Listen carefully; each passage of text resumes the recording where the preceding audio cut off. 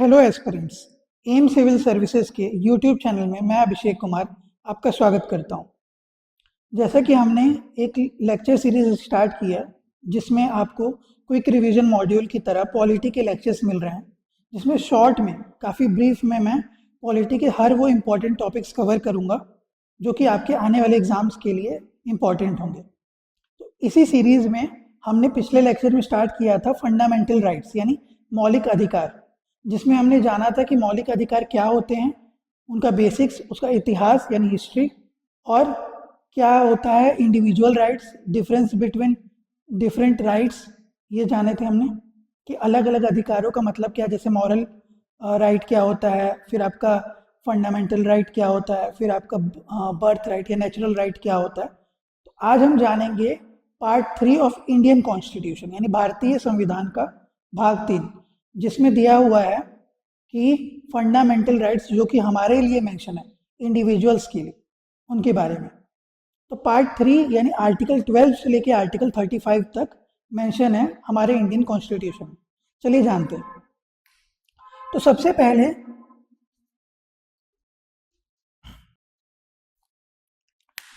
देखिए आर्टिकल 12 से 35 तक मेंशन है। इसमें क्या दिया हुआ है हमारे लिए इंडिविजुअल्स के लिए राइट, और आर्म्ड फोर्सेस में भी जो इन्वॉल्व लोग हैं हमारे अपने लोग, उनके लिए कौन से राइट्स हैं, वो सारी चीज़ें इसमें दी हुई हैं। तो अभी जानते हैं इंडिविजुअल्स यानी आप और हमारे लिए क्या इंपॉर्टेंट फंडामेंटल राइट्स मेंशन है उनके बारे में। तो टोटल हमारे लिए अब तक ओरिजिनल कॉन्स्टिट्यूशन से 7 फंडामेंटल राइट मेंशन थे, पर फिलहाल एट प्रेजेंट हमारे पास 6 फंडामेंटल यानी 6 फंडामेंटल राइट्स हैं। तो चलिए जानते हैं।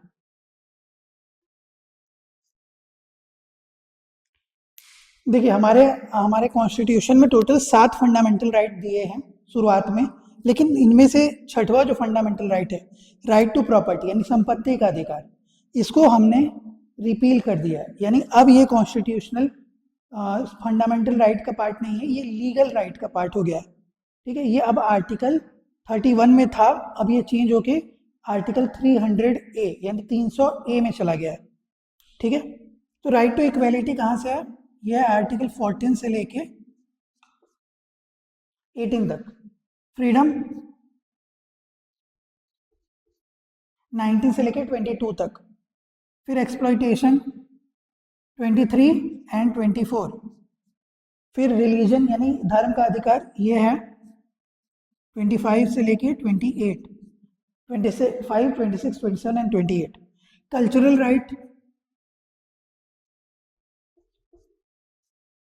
29 और 30। प्रॉपर्टी जो था आर्टिकल 31 था, अब ये हट चुका है।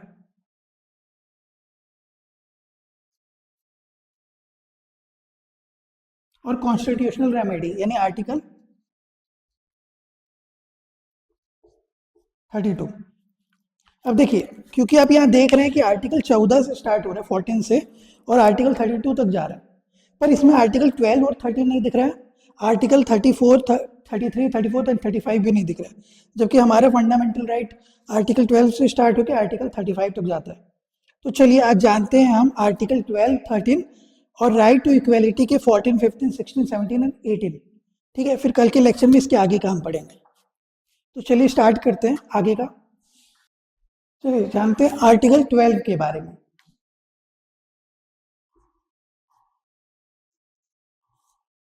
आर्टिकल 12 जो है वो डेफिनेशन ऑफ स्टेट यानी कि राज्य की परिभाषा बताता है। मैंने आपको जब आर्टिकल 1 बताया था तो बताया था कि आर्टिकल 1 क्या डिफाइन करता है, हमारा फिजिकल बाउंड्री यानी ज्योग्राफिकल एक्सटेंट, कि कहाँ तक हमारा भौतिक क्षेत्र है। ठीक है, लेकिन यहाँ हमें क्या पता चलेगा, हमारा स्टेट जो है वो किस तरह में डिफाइन होगा, प्रशासनिक तौर पे, एडमिनिस्ट्रेटिव वे में, कि प्रशासनिक तौर पे क्या स्टेट होता है, कौन आपके फंडामेंटल राइट्स को नहीं छीन सकता है। ठीक है, तो स्टेट में आता है आपका, देखिए यूनियन यानी कि केंद्र, उसका लेजिस्लेटिव पार्ट और एग्जीक्यूटिव पार्ट, यानी कि अगर आप एग्जीक्यूटिव पार्ट बोलेंगे तो गवर्नमेंट ऑफ इंडिया, और लेजिस्लेटिव पार्ट बोलेंगे तो पार्लियामेंट।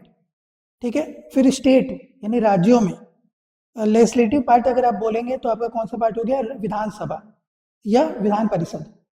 और एग्जीक्यूटिव पार्ट कौन सा हो गया आपका, एग्जीक्यूटिव पार्ट हो गया गवर्नमेंट ऑफ स्टेट, फिर लोकल बॉडी में आपके सारे जैसे पंचायत हो गए, ठीक है, जिला परिषद हो गया, ये सारी चीज़ें लोकल बॉडी में आती हैं। उसके अलावा अदर बॉडीज में आपकी बॉडीज आएंगी, जैसे पीएसयू हो गया, पर्स, ठीक है, पीएसयू हो गया या दूसरी बॉडीज। अब इसमें अदर बॉडीज का एक्सटेंट कहाँ तक होता है ये जानना भी जरूरी है। क्या प्राइवेट बॉडी भी इसमें आएगा, क्योंकि अभी तो दिख नहीं रहा है। तो हाँ, प्राइवेट बॉडी भी इसमें कंसीडर होता है, अगर वो प्राइवेट बॉडी सरकार के लिए काम कर रही हो, ठीक है, यानी सरकार ने उसे ये पावर दी हो कि आप हमारे लिए काम करके ये चीज़ें यहाँ पे रेगुलेट करें। फॉर एग्जांपल मान लेते हैं कि आपके लिए एनएच हाईवे बन रहा है, ठीक है, नेशनल हाईवे।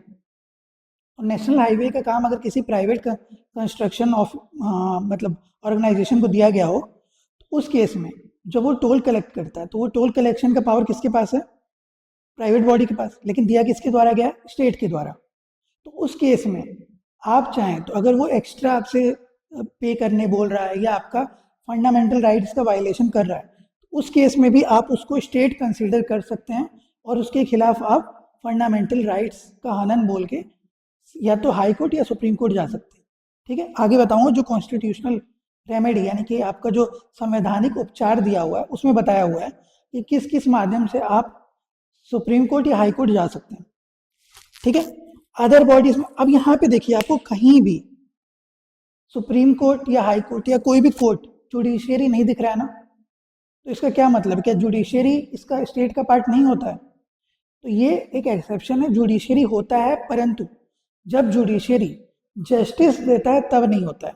यानी देखिए आपको एल और ई दिख रहा है, आपको मैं पता है कि जे एल ई 3 पोजीशन होता है ना, जुडिशियरी, लेजिस्लेटिव एंड एग्जीक्यूटिव। तो इसमें जुडिशियरी यानी जब जस्टिस करेगा, न्याय देगा, तब उस केस में ये फंडामेंटल राइट का हनन नहीं कहलाएगा। ठीक है, एग्जाम्पल बताता हूँ कैसे। मान लेते हैं सुप्रीम कोर्ट या हाई कोर्ट ने किसी इंसान को डेथ पेनाल्टी दी, ठीक है, मृत्यु दंड। तो मृत्यु दंड क्या हुआ? आपका जीवन का जो अभी हम आर्टिकल 21 पढ़ेंगे आगे, आर्टिकल 21 या अनुच्छेद 21, उसमें दिया आपको जीवन जीने का अधिकार। तो जीवन जीने का जब अधिकार है तो आपकी मृत्यु लेने का काम कौन कर रहा है? स्टेट कर रहा है। तो जस्टिस में तो यही दिया जा रहा है ना कि आपने कोई गुनाह किया उसके लिए मृत्यु दंड मिला। पर क्या अगर इसको स्टेट कंसिडर करे इस केस में, तो फिर तो ये नल एंड वॉइड हो जाएगा ना, खराब गलत हो जाएगा, आपका वायलेशन हो जाएगा आपकी फंडामेंटल राइट का। इसीलिए जब भी जस्टिस की बात होती है, न्याय की बात होती है, तो उस केस में जुडिशियरी स्टेट का पार्ट नहीं होती है। लेकिन अगर जुडिशियरी दूसरे काम करती है, जैसे आपका मतलब एडमिनिस्ट्रेटिव फंक्शन करती है, क्योंकि सिर्फ जुडिशियरी में हमेशा न्याय थोड़ी होता है, बाकी बहुत सारे काम भी तो होते हैं, जैसे आपका एग्जीक्यूटिव काम होता है, ठीक है, आप कभी कुछ नोटरी वोटरी बनवाने चले गए या कुछ और काम करवाने गए, ठीक है, भूमि के बारे में कुछ बात करने गए, तो इस तरह की जो भी चीज़ें हैं आपकी, या आप देखते हैं गुमास्ता बनता है, मतलब बेसिकली आपका जो होम लाइसेंस है या आपका दस्तावेज जो बनते हैं, तो वो सब क्या है? वो एडमिनिस्ट्रेटिव वर्क है ना, क्या है? एग्जीक्यूटिव वर्क है। तो उस केस में अगर कोई आपके साथ गलत चीज़ें कर रहा है, फंडामेंटल राइट्स का वायलेशन कर रहा है, तो आप उस समय जुडिशियरी को भी कंसिडर करेंगे एज पार्ट ऑफ स्टेट। ठीक है, तो याद रखिएगा एल और ई या फिर ए। ठीक है, तो जब भी जुडिशियरी में ए का पार्ट आएगा या एग्जीक्यूटिव का पार्ट आएगा तो ये स्टेट होगा, लेकिन जब भी जस्टिस या न्याय की बात आएगी तो वो स्टेट नहीं होगा। उम्मीद करता हूँ ये समझ गए आप कि स्टेट का डेफिनेशन क्या होता है। ठीक है, अब जानते हैं आर्टिकल 13। देखिए आर्टिकल 13 क्या कहता है? आर्टिकल 13 बोलता है कि कोई भी लॉ, जो भी लॉ बन रहा है, ठीक है, वो अगर इनकंसिस्टेंट है या इन डेरोगेशन है, याद रखिएगा, लॉ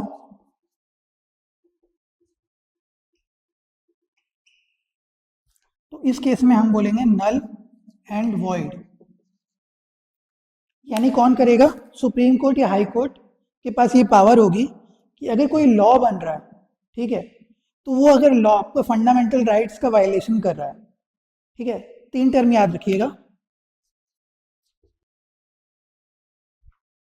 वायलेशन, कॉन्ट्रावेंशन,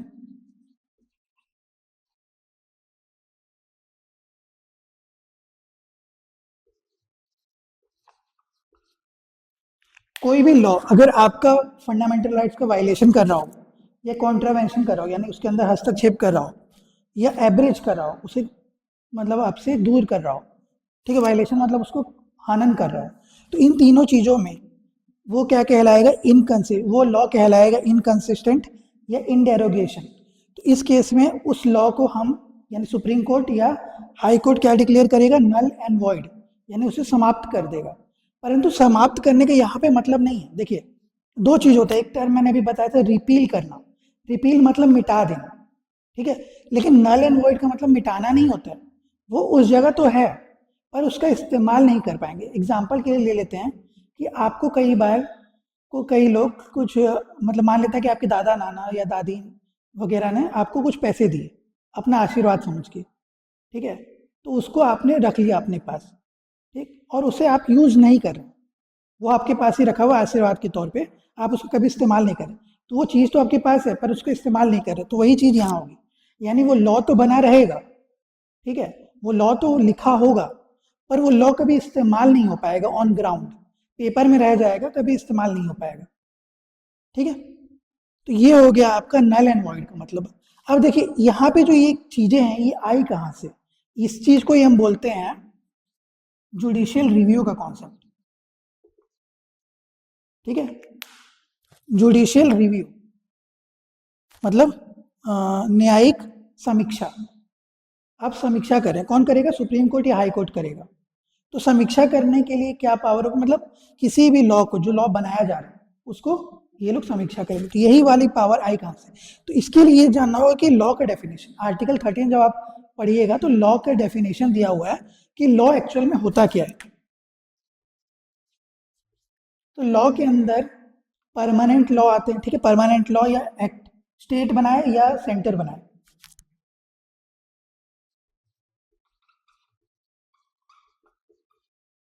इसी को हम एक्ट बोलते हैं। इसके अलावा ऑर्डिनेंस, ठीक है, ऑर्डिनेंस हम जब आगे पढ़ेंगे तो प्रेसिडेंट और गवर्नर के पास ऑर्डिनेंस मेकिंग पावर होती है, ठीक है। ऑर्डिनेंस तब बनता है जब सदन नहीं चल रहा हो, ठीक है, इमरजेंसी के केस में टेम्पररी लॉ की तरह ऑर्डिनेंस काम करता है, ठीक है। तो ऑर्डिनेंस आर्टिकल 123 में प्रेसिडेंट को दिया हुआ है, ठीक है, तो ये चीज हम आगे देखेंगे बाद में।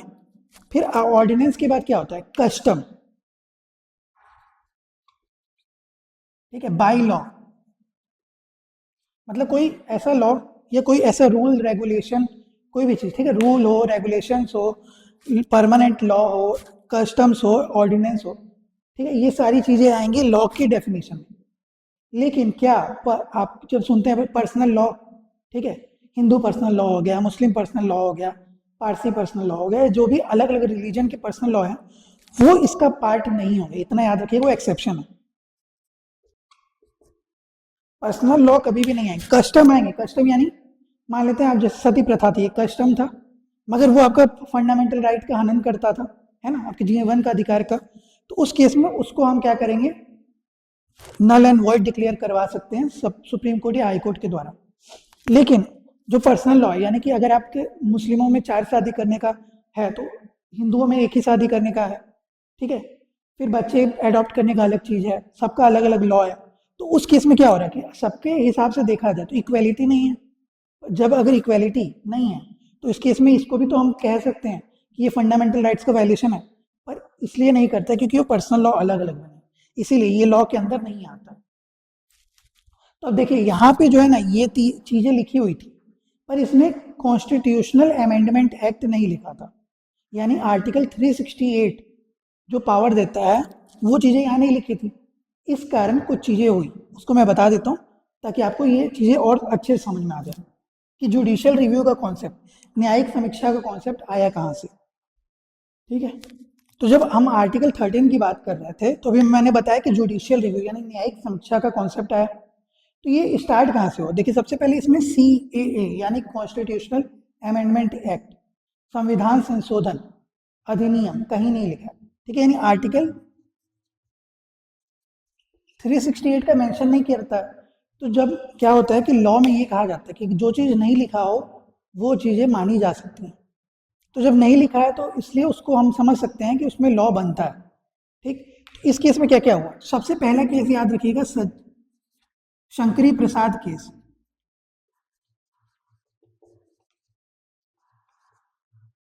ठीक है। दूसरा केस याद रखिएगा सज्जन सिंह। इन दोनों केस में क्या बोला गया कि क्योंकि इसमें आर्टिकल 368 के बारे में नहीं लिखा है, ठीक है, इसीलिए संविधान का संशोधन आर्टिकल 13 के तहत नहीं आएगा। तो अगर कोई कॉन्स्टिट्यूशनल अमेंडमेंट करते हैं और वो अगर फंडामेंटल राइट्स का वायलेशन कर रहा है तो उस केस में हम उसे नल एंड वॉइड डिक्लेयर नहीं कर सकते। ये कहना था इन दो केस के थ्रू, ठीक है।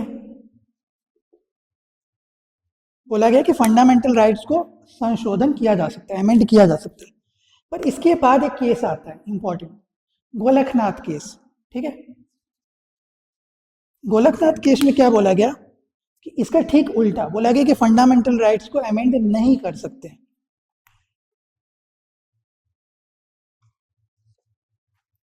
ठीक है।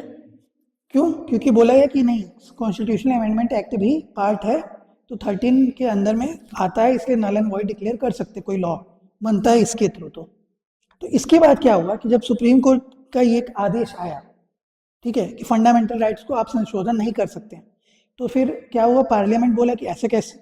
तो इस चेंज में पार्लियामेंट ने क्या किया कि भाई हमसे तुम आगे कैसे निकल जाओगे, इसलिए उन्होंने इसके जस्ट बाद 24th and 25th constitutional amendment act किया और क्लॉज 4 जोड़ दिया, आर्टिकल 13 में क्लॉज 4 जोड़ दिया, ठीक है।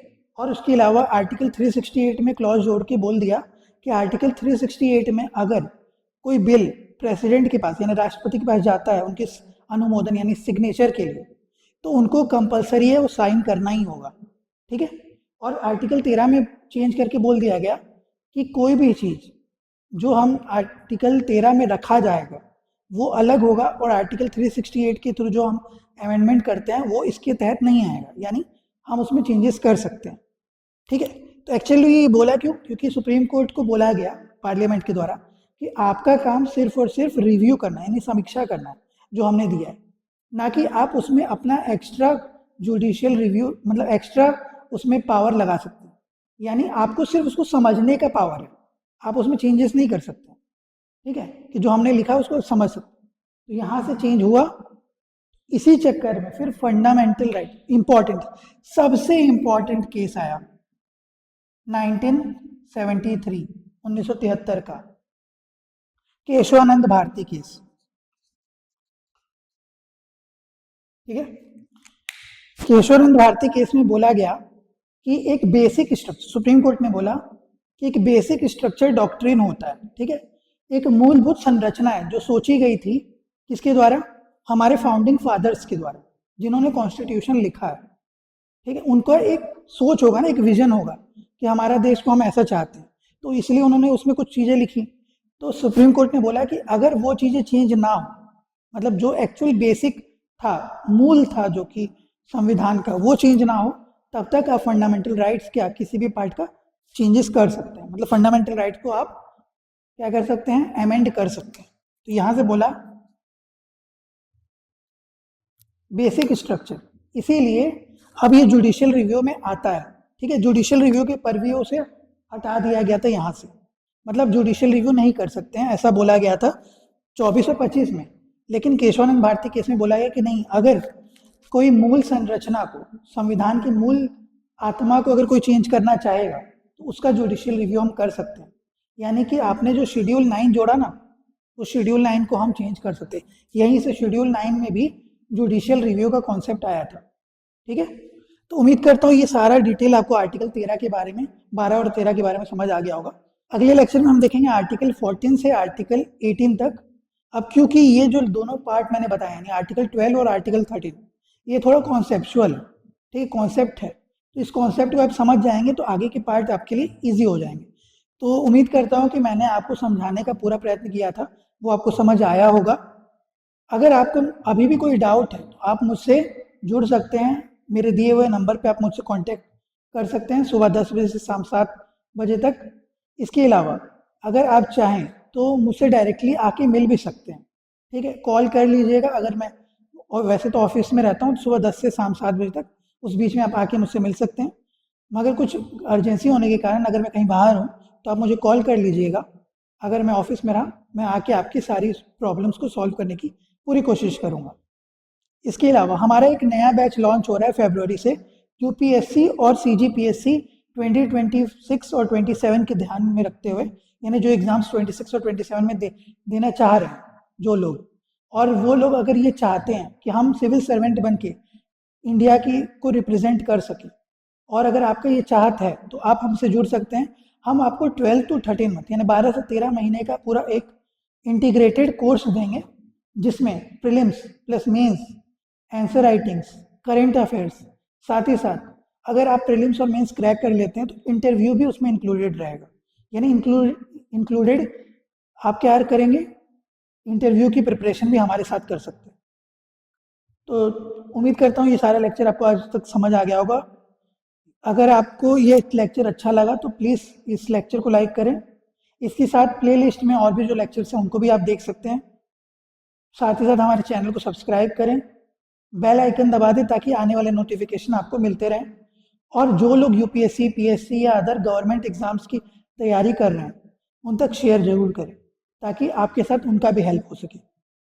चलिए कल फिर मिलेंगे अगले लेक्चर में, फिर पार्ट 3 ऑफ फंडामेंटल राइट, यानी कि लेक्चर 3 ऑफ फंडामेंटल राइट, जिसमें हम जानेंगे right to equality and right to freedom. तब तक के लिए अपना ख्याल रखिए, ध्यान से रिवीजन करते रहिए, and all the best for आने वाले सारे एग्जाम्स के लिए। चलिए take care, thank you and have a nice day.